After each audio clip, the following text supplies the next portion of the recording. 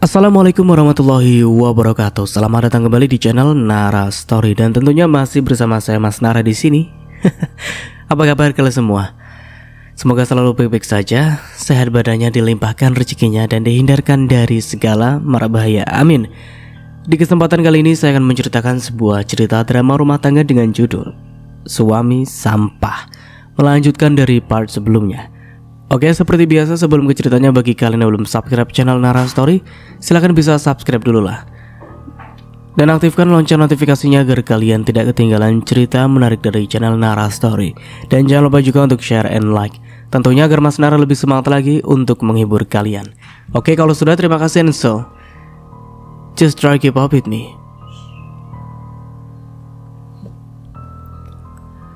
Tidak ada lagi selain rasa syukurku karena kesabaran Melanie menunggu Emil berbuah manis untuknya.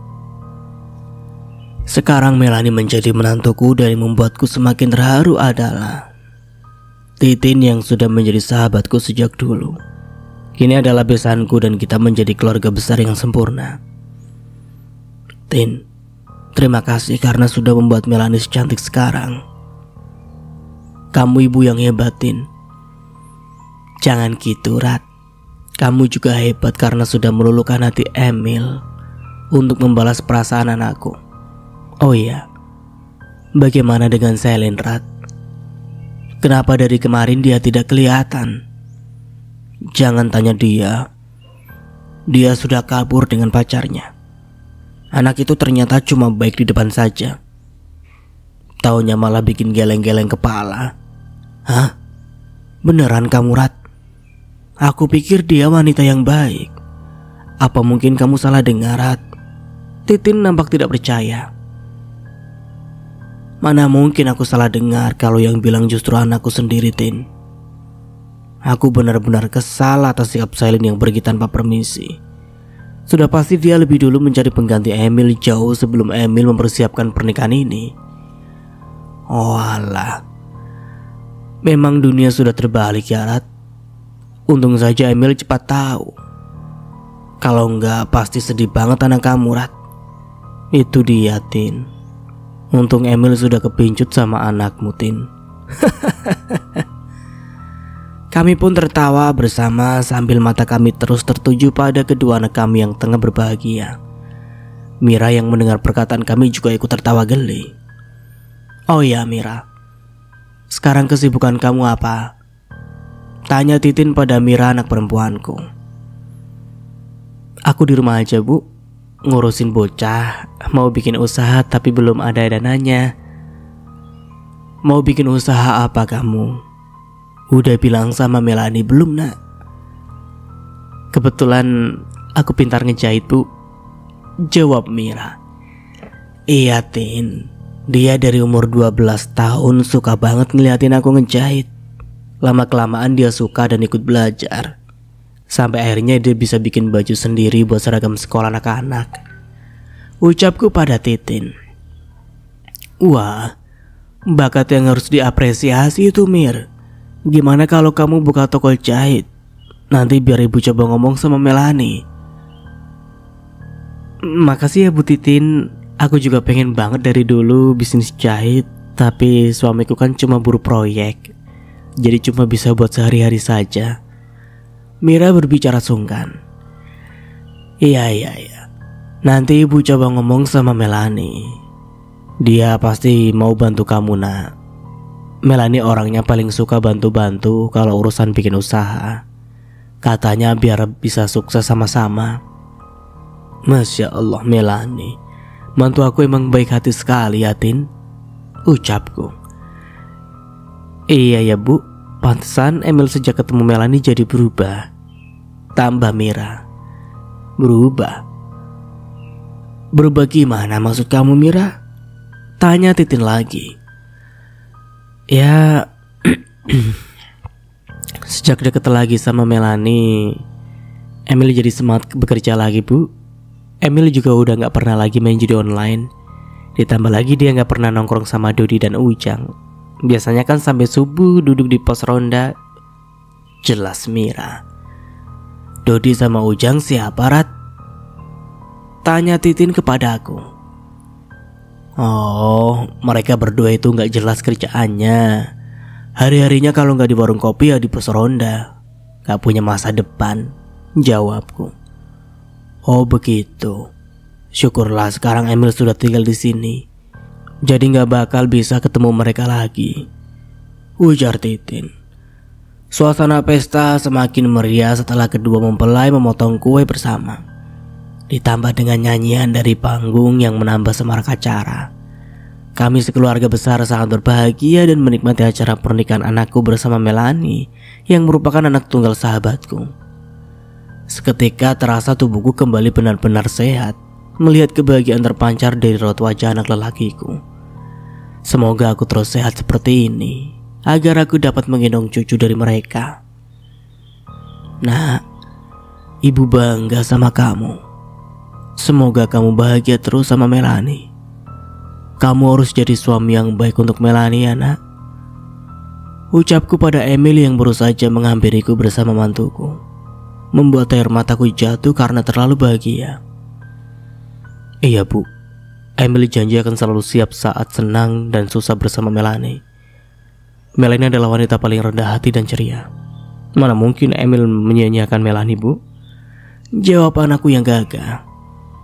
Syukurlah nak. Semoga kalian segera memberikan cucu untuk kami. Semoga usaha kalian semakin berkembang dan bisa membuka lapangan kerja sebanyak-banyaknya. Salah Titin yang masih duduk di sampingku. Amin. Makasih ya bu. Kami berdua tidak ada apa-apanya tanpa restu dan doa ibu kami, ucap Emil.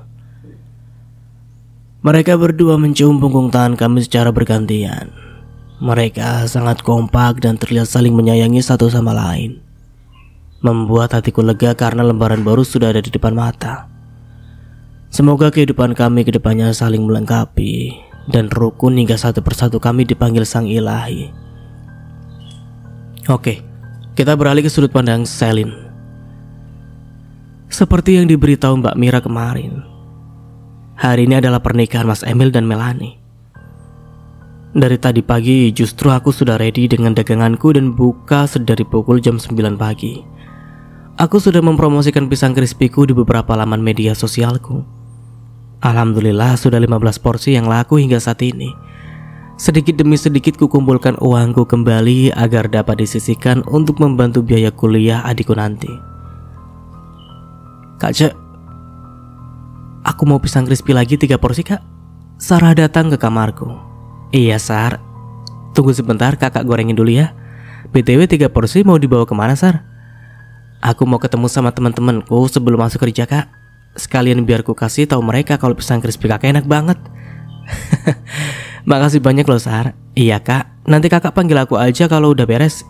Aku mau siap-siap dulu. Oke Sarah. Sarah memang 2 tahun lebih muda dariku. Sebab itulah dia memanggilku kakak. Kami sama-sama perantauan juga. Sarah bilang kampung halamannya ada di Bangka Belitung. Saat baru saja selesai aku mengantarkan pesanan ke Sarah ke kamarnya, smartphoneku berdering panggilan itu datang dari ibuku di kampung. Assalamualaikum, ada apa bu? Waalaikumsalam Lin. Kamu sedang apa nak? Apa ibu mengganggumu? Elin lagi santai kok bu. Kenapa bu? Tanya aku. Ibu barusan ditelepon mertuamu Lin. Terus beliau ngomong apa sama ibu? Kenapa nelpon ibu di hari pernikahan Mas Emil? Aku sontak khawatir ada apa mertuaku menghubungi ibu. Ratna bilang kamu kabur dari rumah bersama pacar kamu nak. Ibu sakit hati sekali. Astagfirullah, apalagi ini bu? Kenapa mereka memfitnahku seperti ini? Ibu juga gak percaya dengan perkataan Ratna. Tapi barangkali itulah alasan mereka saat ini kepada orang lain atas situasi kalian sekarang ini Lin. Aduh, Elin beneran gak nyangka bu. Kenapa mereka masih saja mengusik Elin padahal sekarang kan adalah hari pernikahan Mas Emil dengan Melanie. Benar Kalin? Terus sekarang kamu di mana? Apakah kamu ingin ibu temani nak? Aku lagi di kontrakan bu. Aku baik-baik aja kok. Ibu gak usah khawatir. Bahkan dari tadi aku sibuk berjualan bu. Ya sama sekali aku tidak lagi memikirkan Mas Emil, karena hanya akan membuatku sakit hati sendiri bu. Lebih baik aku melakukan kegiatan positif aja. Syukurlah nak. Semoga hari-hari berat ini dapat kamu lewati dengan baik dan bijaksana ya nak. Jangan gegabah. Insya Allah masalah ini tidak akan mempengaruhi masa depanmu. Iya bu. Tapi apa tadi Bu Ratna tidak memarahi ibu atau semacamnya? Enggak kok Lin. Coba saja dia berani sama ibu. Ibu juga punya segudang keburukan keluarganya yang bisa ibu jadikan senjata. Awas aja mereka. Biarin aja bu. Nggak ada gunanya juga kita beradu argumen dengan mereka. Mereka itu sama saja tidak pernah memikirkan perasaan orang lain bu. Iya nak. Ibu hanya khawatir, takut kamu mendengar fitnah itu dari orang lain. Ibu takut kamu kepikiran dan membuat kamu jatuh sakit. Enggak kok bu. Elin gak akan tumbang hanya karena fitnah mereka bu. Elin juga gak butuh pengakuan dari siapapun. Selagi Elin tidak melakukannya, Elin percaya bahwa semua fitnah itu akan kembali kepada si penyebar pertamanya kok. Baiklah nak. Kalau gitu ibu mau kerja lagi ya Lin? Kamu gak kerja nak? Kerja bu. Nanti Elin masuk sore kok. Ya udah ibu matiin teleponnya ya.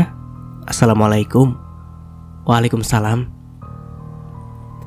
Setelah telepon ibu terputus, aku sedikit murung atas fitnah yang telah mereka buat.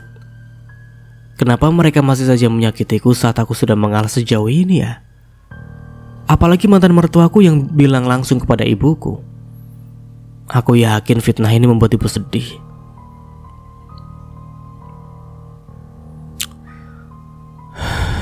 Bu, Elin sama sekali tidak pernah menduakan Mas Emil. Elin pindah ke sini justru karena sudah tidak kuat dengan perbuatan Mas Emil beserta keluarganya. Ucapku lirih seolah ingin perkataanku barusan disampaikan oleh angin dan diterima oleh pendengaran ibuku di kampung, agar ibuku tidak menjadikan fitnah ini sebagai beban baru di pikirannya. Ibu pasti mengkhawatirkanku. 2 minggu berlalu. Hari ini aku sudah sah menyandang status baruku sebagai janda. Kemarin seorang petugas kurir mengantarkan surat cerai ke kontrakanku. Sempat ada rasa malu yang bergemuruh di hatiku. Ya, apakah statusku akan menjadi penghalang bagiku suatu saat nanti? Kekhawatiran dan sedikit rasa cemas yang tidak tahu dari mana usulnya sesekali terlintas di benakku. Namun setelah kembali menelpon ibuku di kampung, aku pun merasa tenang dan berusaha membuang semua kegelisahanku. Bismillah lah. Mulai saat ini aku hanya ingin fokus mengejar karirku sebagai pegawai toko sepatu dan juga pengusaha pisang crispy. Beberapa hari lagi Widi adikku akhirnya akan datang menyusulku ke Jakarta. Aku meminta ibu untuk juga datang ke sini. Rencananya aku ingin menyenangkan ibu dan mengajaknya berjalan-jalan. Aku sedang berada di toko sepatu siang ini seperti biasa bersama Lita.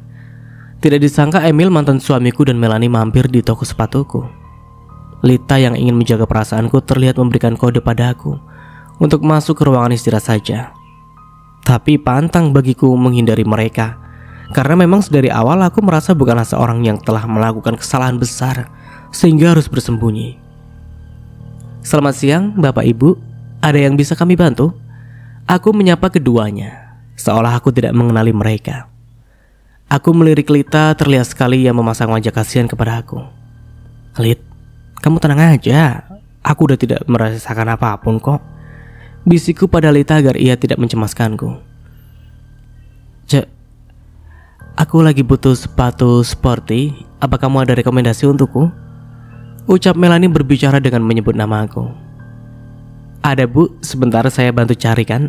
Oh ya, kalau boleh tahu ukuran kaki ibu biasanya pakai nomor berapa? 37 cek. Baik, tunggu sebentar ya bu. Saat aku membantu mencari sepatu yang sekiranya cocok untuk Melanie, jujur tanganku panas dingin dan bergetar. Rasa ingin menampar perempuan itu karena sudah kupastikan ia datang ke sini hanya untuk mengejekku. Ini bu, saya ada beberapa contoh yang mungkin akan ibu sukai. Melanie tampak mencoba beberapa sepatu yang kuberikan. Ya, terlihat ia menyukai salah satu sepatu berwarna putih. Karena memang cukup lama ia mencoba dan berjalan mondar-mandir memakai sepatu tersebut. Gimana Cek? apakah bagus di kakiku? Tanya Melanie tiba-tiba dari tadi terasa so akrab padaku dengan terus menyebut namaku. Mohon maaf bu, betis ibu kan besar, sepertinya yang ini lebih bagus. Jawabku yang direspon cekikikan oleh Lita. Lita cengengesan. Masa sih sayang betis aku besar? Melanie dengan nada merengek berbicara pada suaminya itu di hadapanku. Enggak kok sayang, biasa saja, jawab Emil sambil menatap kepada aku. Sepertinya Emil menyadari bahwa aku tengah menjahili istrinya. Kalau model ini apa ibu suka? Saranku lagi menyodorkan sepatu lain kepada Melanie yang cemberut. Saat ia mencoba lagi model sepatu yang barusan kusodorkan, ada pengunjung lain yang datang ke toko dan segera disambut oleh Lita. Maaf bu, geser sedikit ya, soalnya ibu ini pelanggan tetap di sini.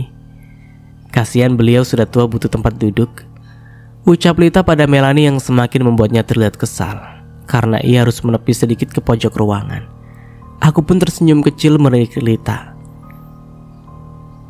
Apa-apaan sih kamu Selin? Kalian seperti sengaja. Sejak kapan pelayan kepada pembeli seperti ini? Ucap Emil yang akhirnya hilang kesabaran akibat ulahku dan Lita. Mohon maaf bapak, gimana maksud bapak ya? Rekan saya hanya meminta istri bapak untuk menggeser sedikit saja. Bukankah sudah seharusnya kita yang lebih muda menyadari bahwa tempat duduk diprioritaskan untuk kaum lansia? Ucapku sengaja bertele-tele menjawab perkataan Emil, mantan suamiku. Istri saya juga butuh tempat duduk. Satu lagi, apa maksud kamu bilang betis Melanie besar? Sudah jelas dia cocok pakai sepatu yang tadi. Wah, apakah istri bapak sudah lansia? Saya lihat istri bapak masih segar dan cantik loh. Kok dibilang lansia sih pak? Lita sudah tidak tahan lagi dengan ejekanku. Ia terdengar tertawa sangat kencang membuat Emil dan Melanie menoleh kepadanya. Kita pergi dari sini saja sayang. Emil terlihat sangat emosi saat ia menarik tangan Melanie di hadapanku. Awas kamu ya Cek, saya bisa bikin kamu dipecat dari tempat ini. Perkataan bernada ancaman keluar dari mulut Melanie menatap tajam padaku sebelum ia berbalik ke arah meninggalkan toko. Terima kasih ya bapak dan ibu, lain kali silakan datang kembali, ucapku membalas perkataan Melanie sambil tersenyum. Melanie masih menatapku sampai ia hilang dari penglihatanku. Kamu keren Cek, aku pikir tadi kamu bakal nangis atau salting di depan mereka, ujar Lita. Ya enggak lah, mereka sudah pasti sengaja kesini untuk mencemoohiku. Apa salahnya aku skakmat duluan? Jawabku pada Lita. Betul Cek, sebelum dia ngeluarin senjata kita udah tembak duluan. Jadinya kabur deh. Makasih ya Lit, udah bantuin aku. Sama-sama Cek, habisnya gregetan juga sama mereka sih. Pasan gak tahu malu. Lihat aja, palingan umur pernikahan mereka juga gak bakal bertahan lama Cek. Jangan ngomong gitu lah Lit. Lihat aja nanti Cek. Aku dan Lita kemudian menjelaskan kepada pengunjung toko lansia yang kami maksud tadi, yang tidak lain tidak bukan adalah Bu Musda.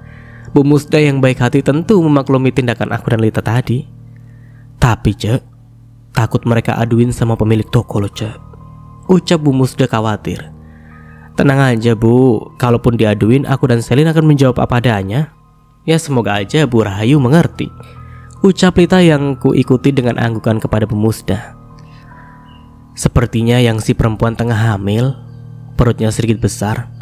Perkataan Bu Musda lumayan membuat darah aku berdesir tidak percaya. Iya Cek, aku juga lihat. Padahal kan baru nikah ya. Apa jangan-jangan? Kayaknya enggak deh Lit. Aku gak perhatiin kesana juga sih, jawabku bingung. Ya kali aja emang dia habis makan ayam goreng 1 ekor. Celetuk Bu Musda yang sepertinya menyadari titik kesedihanku. Iya juga ya Bu, apalagi ayam goreng yang dimakan ayam tiren Bu. Ucap Lita lagi menyelipkan candaan. Aku dan Lita pun menemani Bu Musda untuk mencarikan sepatu sebagaimana seperti biasa yang ia minta. Ya walaupun masih terngiang di pikiranku tentang kehamilan Melanie. Apa mungkin Melanie sudah hamil terlebih dahulu sebelum pernikahan mereka? Tidak mungkin sih, sebelum ibu sakit Mas Emil sudah sangat mencintaiku. Itu masih sangat mencintaiku dulu. Tidak mungkin dia mendua kala itu. Ya. Si Elin mau bego lagi. Oke, lanjut. Kita beralih ke sudut pandang Melanie. Lihat tuh mantan istri kamu, Mas. Berani-beraninya dia bilang betisku besar. Aku marahnya kepada suamiku. Biarin aja sayang, dia begitu karena iri dengan kecantikan kamu. Masa kamu terpengaruh sih sama omongan dia? Padahal kamu jauh lebih dari segala-galanya loh. Gak penting banget sayang. Ucapan suamiku mampu membuatku kembali tersenyum. Benar adanya sih. Aku jauh lebih baik dari Selin. Sebenarnya tadi aku sedikit terkejut dengan cara Selin bicara padaku. Ternyata selama ini dia hanya baik di depan saja. Jika sudah lebih dekat dengannya, maka barulah tahu bagaimana sosok Selin sebenarnya. Sayang, mantan istri kamu kok sok-sokan banget ya. Padahal tong kosong nyaring bunyinya sayang. Ucapku barusan direspon tertawa renyah oleh suamiku. Aku dan Mas Emil sebenarnya baru saja kembali dari bulan madu kami keliling Indonesia. Yang namanya bulan madu kami hanya pergi berdua saja. Sementara para ibu-ibu di rumah dijaga oleh Ningsi. Sekembalinya bulan madu, aku ingin sekali makan bakmi kuah kesukaanku yang hanya ada di mall tempat Selin bekerja. Ya sebab itulah aku tadi sekalian mampir menyapa Selin, karena kebetulan aku membutuhkan sepatu baru. Sayang, kamu ada yang mau dibeli lagi? Tanya Mas Emil kepadaku. Gak ada sayang, aku mau pulang aja. Kakiku linu banget abis ngelilingin mall. Oke sayang, abis nganterin kamu pulang, Mas balik ke toko ya. Baik Mas. Sesampainya di rumah, Mas Emil langsung kembali ke toko untuk mengawasi kegiatan di toko. Sekarang kami sudah memiliki satu sambahan karyawati bernama Velia. Dengan adanya 3 karyawati dapat memudahkan mereka jika ingin bergantian shift. Aku menuju kamarku yang berada di lantai 2. Saat melewati cermin besar, aku perhatikan bahwa perutku sudah terlihat sedikit menonjol. Sebagai calon ibu, tentu saja pemandangan ini sangat menggemaskan bagiku. Aku berhasil menjadi wanita seutuhnya, tidak seperti Selin yang angkuh itu. Beraninya ia mengejek betisku yang besar. Dasar cewek kampungan. Kalau aja dia tahu apa yang membuat betisku membesar, dia pasti akan menangis darah. Aku masuk ke kamarku dan dengan cepat merebahkan tubuhku di ranjang. Rasanya punggungku juga ikutan sakit karena terlalu lama beraktivitas di luar. Tentu saja aku tidak ingin tidur melainkan memainkan ponselku. Walaupun aku sudah mempunyai suami, aku masih saja punya keinginan untuk selalu berkumpul dengan teman-temanku. Dona, lo lagi apa? Sapaku pada Dona, teman baik yang satu geng denganku lewat pesan singkat. Lagi santai aja ini, gabut. Lo di mana? Balas Dona. Gua di rumah nih. Cus lah, kita belanja yuk Mel. Ya, gua baru aja balik belanja sama laki gua Don. Gimana kalau lo main ke rumah gua? Malas banget kalau cuma di rumah. Mau ngapain coba? Balas Dona lagi. Ia memelas karena aku baru saja pulang belanja. Benar juga ya. Ya udah, ntar sore kita nongki-nongki aja yuk di tempat biasa, saranku. Boleh, jangan lupa ya, lu ajakin Cynthia sama Foni. Titah Dona kepadaku. Oke siap Dona, sampai ketemu nanti ya. Ya lebih baik aku istirahat sejenak, lumayan lah. Aku bisa tidur siang sekitar 2 jam sebelum nanti siap-siap bertemu dengan teman-temanku. Sayang, kamu bisa jemput aku sekarang? Pintaku pada suamiku tercinta saat aku sedang berdandan di depan cermin. Oke sayang, tunggu aku ya, jawabnya. Aku dan Mas Emil berangkat ke toko kue. Sebelum akhirnya aku meminta izin suamiku untuk pergi bertemu dengan teman-temanku. Untung saja suamiku tidak berubah sama sekali mulai dari sebelum dan sesudah menikah. Ia selalu percaya padaku saat aku meminta izin keluar tanpa dirinya. Membuatku semakin yakin bahwa aku telah mendapatkan orang yang tepat untuk menjalani masa depanku. Mas Emil hanya berpesan padaku bahwa aku tidak boleh kelelahan. Mungkin karena ia sangat memperdulikanku sebagai istri satu-satunya dan akan terus begitu selamanya. Kamu hati-hati ya sayang ya. Kalau ada apa-apa tolong kabarin Mas. Wanti-wanti suamiku sembari mengusap kepalaku. Iya Mas, aku jalan dulu ya. Kamu jangan kemana-mana, di toko aja awasin mereka, ucapku lagi pada Mas Emil. Ya iyalah sayang, emangnya Mas mau kemana? Sehari-hari kan memang di sini terus. Ujar suamiku yang mungkin sedikit risih saat aku mencurigainya pergi entah kemana. Padahal aku sangat mempercayainya karena aku tahu dia sangat mencintaiku. Iya deh sayang, ya udah deh, aku jalan dulu mas. Dah. Aku melajukan mobilku ke sebuah kafe di mana aku sudah membuat janji dengan teman-temanku. Tadi aku sempat melihat obrolan mereka di grup bahwa Cynthia dan Donna sudah sampai dari tadi. Dia yang ngajakin, dia yang telat. Celutuk Donna yang memang paling cerewet di antara kami berempat.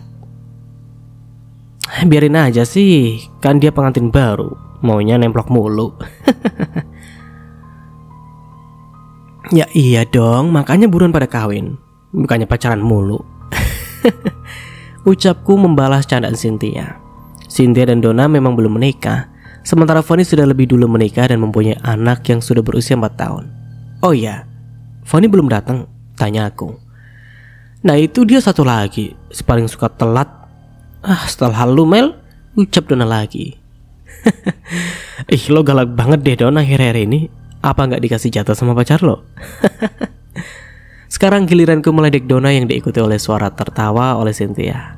Oh sorry ya kalau urusan jatah, justru gua bisa dapetin kapan aja. Gak harus nikah juga bisa dapet tiap hari. Jawab Donna dengan bangganya yang membuat aku dan Cynthia sontak tertawa riuh bebarengan. Kami bertiga kemudian memesan makanan karena sudah sangat lapar tanpa menunggu kedatangan Fonny. Kalian kenapa nggak pesenin buat gua sih? Fonny datang saat kami tengah menyantap makan yang baru saja datang. Salah sendiri kenapa telat banget. Lo mau lihat kita mati kelaparan? Ucap Cynthia dengan mulutnya yang penuh dengan makanan. Iya nih, apalagi si Melanie, dia lagi bunting. Mana bisa nungguin lo? Ujar Donna menyelah. Iya deh ya, barusan gua anterin anak gua dulu ke neneknya. Jelas Fonny yang langsung menarik kursi, meletakkan tas dan duduk di samping Cynthia. Jadi apa acara kita habis ini? Tanya Donna saat kami semua sudah selesai makan. Tahu nih, kalian pada sadar gak sih? Kita udah lama gak dugem, ujar Fonny. Iya juga ya, sejak kamu hamil Mel, kita gak pernah jogging lagi, seru Cynthia. Kalian teman-teman gue yang paling setia. Makin sayang deh, ucapku pada mereka. Mereka tidak mau pergi tanpa ada aku, membuat aku merasa teman-temanku sangat loyal kepada aku. Kita shopping aja deh, biar gue yang traktir kalian. Ucapku menawari mereka berbelanja sebagai bentuk sogokan pada mereka bertiga karena sudah tidak bisa lagi pergi ke liburan malam karena diriku. Yes, ya gitu dong Mel, kenapa nggak dari tadi aja sih? Kelakar Fonny sangat bergembira.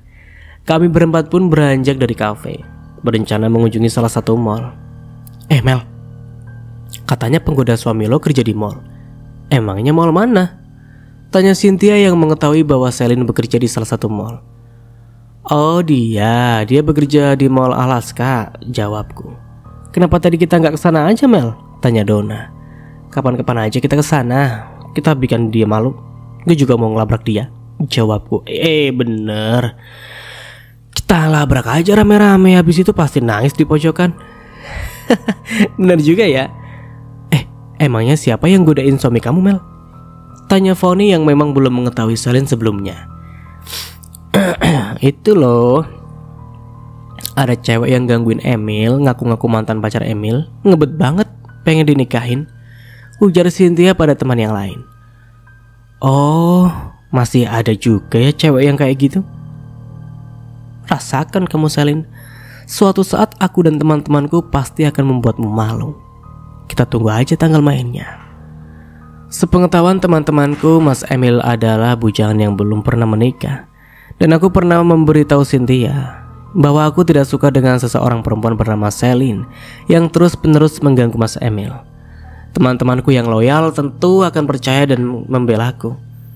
Saat bertemu Celine tadi siang, membuatku tidak bisa terlalu banyak bicara ataupun bereaksi, karena Mas Emil suka dengan perempuan yang lembut dan sabar, seperti halnya Celine yang ia cintai selama ini sebelum bertemu lagi denganku.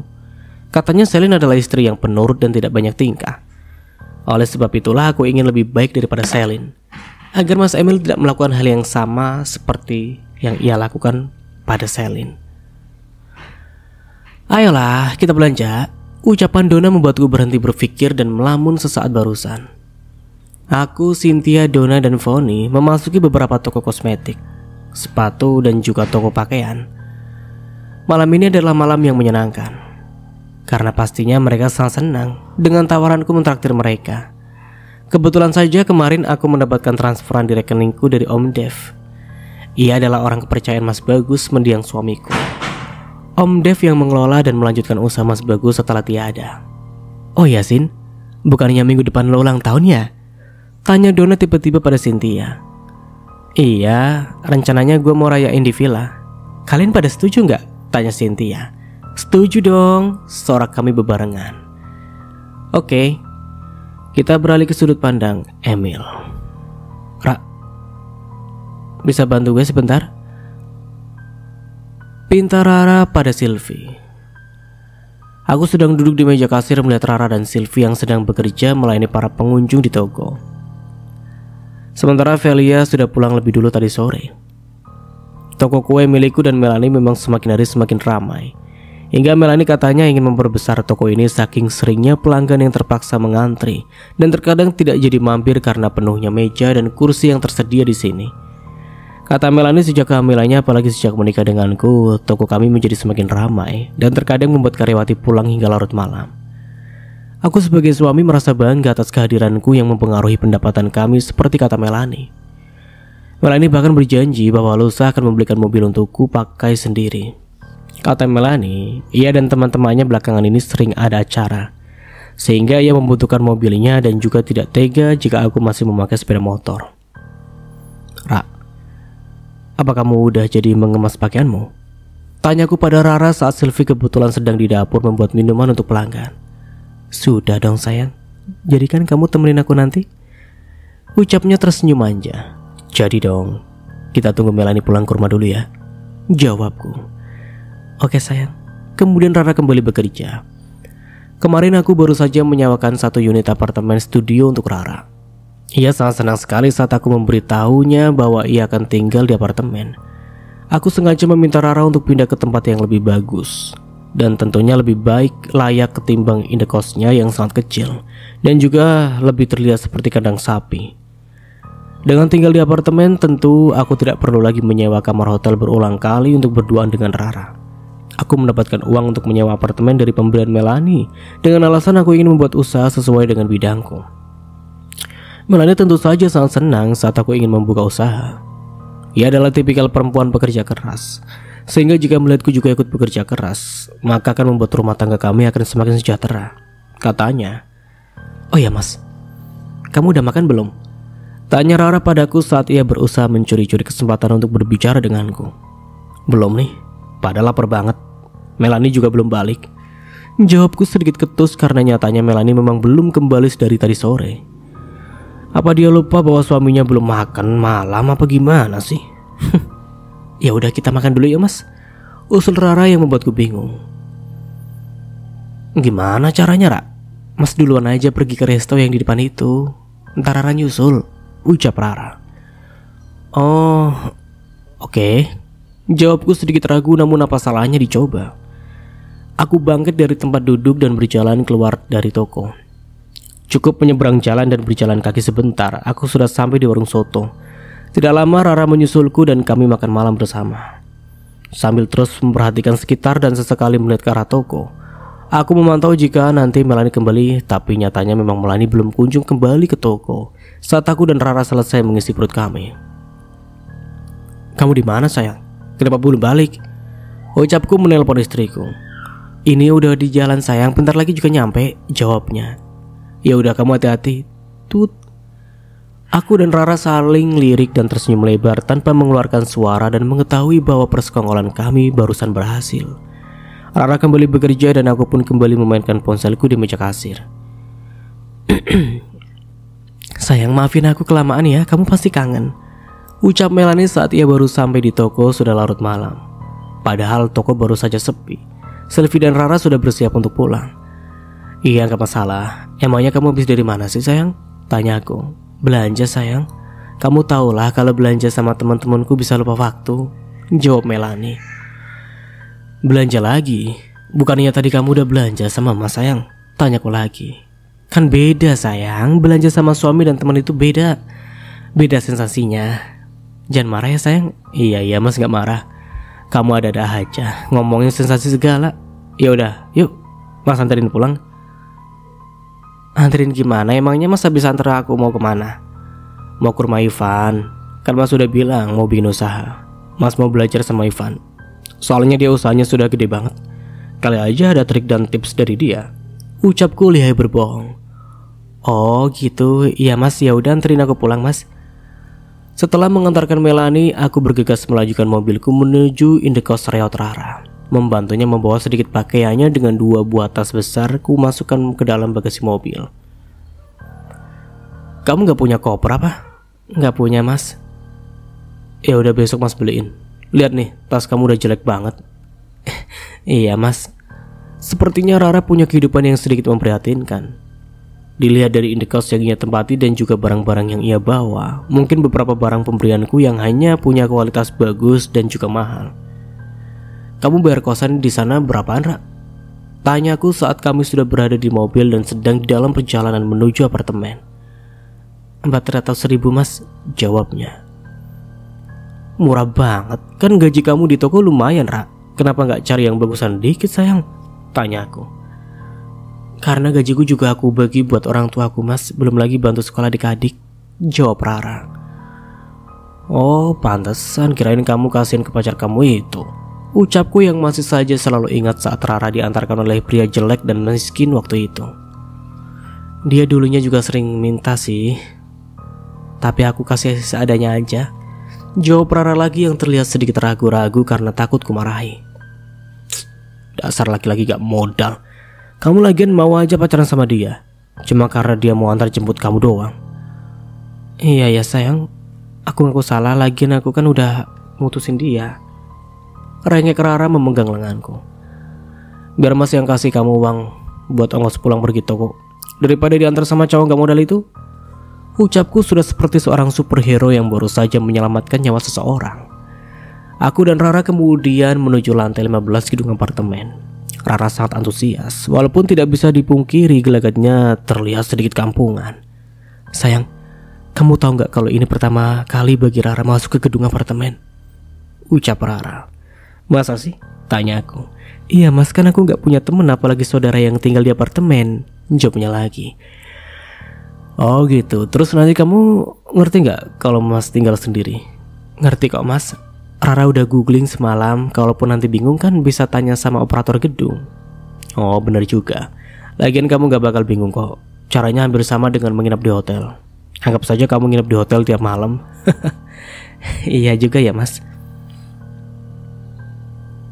Setibanya di kamar yang sudah aku sewa, Rara semakin antusias melihat situasi kamar yang terisi dengan semua furnitur yang ia perlukan. Walaupun tipe apartemen ini hanya tipe studio, tapi lumayan luas bagi Rara ketimbang indekosnya tadi. Ditambah lagi dengan ranjang empuk, lemari bagus, dan juga peralatan apartemen lainnya yang sudah include saat aku menyewanya. Aku kemudian membantu Rara merapikan pakaian yang ia bawa ke dalam lemari.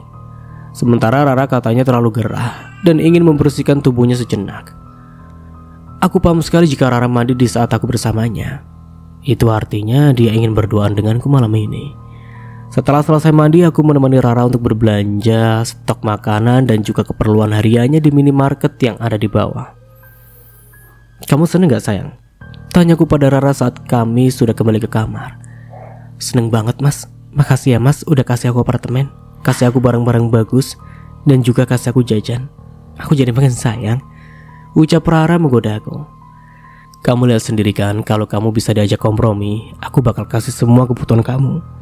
Kita bakal terus bahagia selagi kamu bisa jaga rahasia kita, ucapku sembari mewanti-wanti Rara. Iya sayang, jangan ngomong gitu ah. Kesannya kamu gak sayang sama aku mas. Gak sayang gimana? Semua peringatan dari aku juga demi hubungan kita sayang. Karena aku juga mau hubungan kita terus berjalan selamanya. Saat aku pulang ke rumah, Melanie sudah terlelap. Sementara perutku kembali bergetar karena kelaparan. Aku turun lagi ke bawah untuk mencari sesuatu di dapur. Barangkali ada sesuatu yang bisa kumakan. Kamu lapar ya nak? sapa ibuku dari pintu kamarnya. "Ibu belum tidur?" tanya aku. "Tadi udah tidur, terus kebangun dengan suara kamu tadi baru pulang." "Oh, maafin Emil bu, gara-gara Emil bu jadi kebangun." "Gak apa-apa nak, ibu juga pengen ngobrol sama kamu Mil." Dan sampai di sini dulu ceritanya. Nantikan kelanjutan ceritanya di part berikutnya. Dari saya mohon maaf bila ada salah kata atau dalam penyampaian cerita. Akhir kata, wassalamualaikum warahmatullahi wabarakatuh. Sampai jumpa di video berikutnya and see you. Ciao.